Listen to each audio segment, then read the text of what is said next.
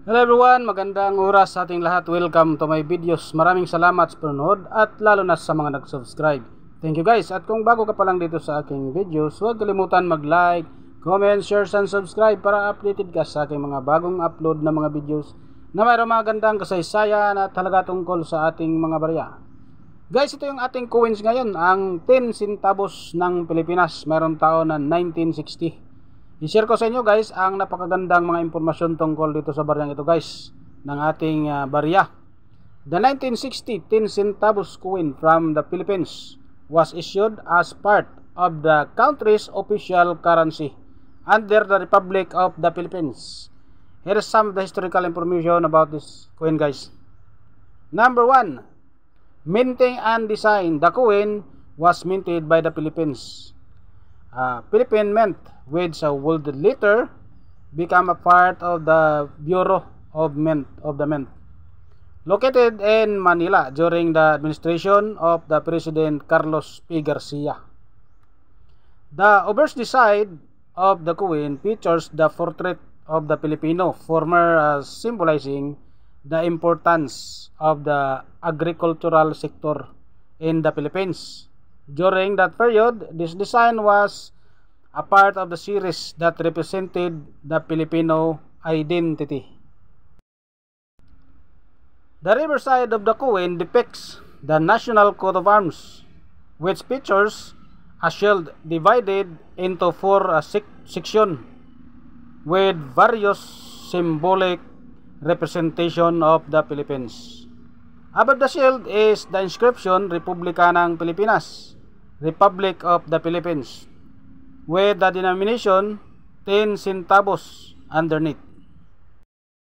Number 2, the composition. The 1960 10 centavo coin was made of copper nickel alloy. The coin has a diameter of 22 mm and weighs approximately 5 grams. The number 3, the historical context. In 1960, the Philippines was a young republic having gained independence from the United States in 1946.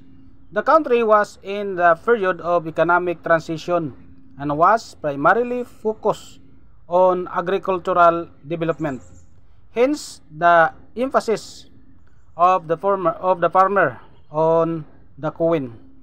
The coin was part of a series of smaller denomination coins issued during the Republic era, specifically after the independence era coins of the 1940s. The coin was circulated during the early years of the Third Republic of the Philippines following the Philippine Commonwealth era. The number 4, significance. The 1960 10 centavos coin is considered a symbol of the post-independence of the Philippines and reflects the country's continued efforts to establish a stable currency system.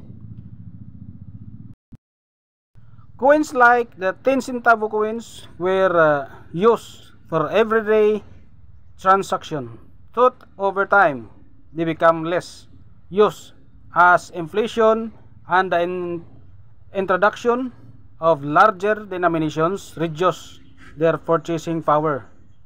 And the number 5, modern legacy. Today's the 1960 10 centavo coin is often considered a collectible or numismatic items, with its value primarily tied to its rarity, condition, and historical significance rather than its piece value. If you are interested in its current market value, that will depend on the coin's condition and demand among the collectors.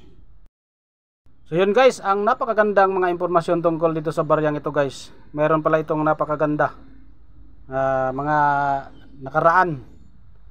So yun guys, maraming salamat sa panonood at God bless sa ating lahat.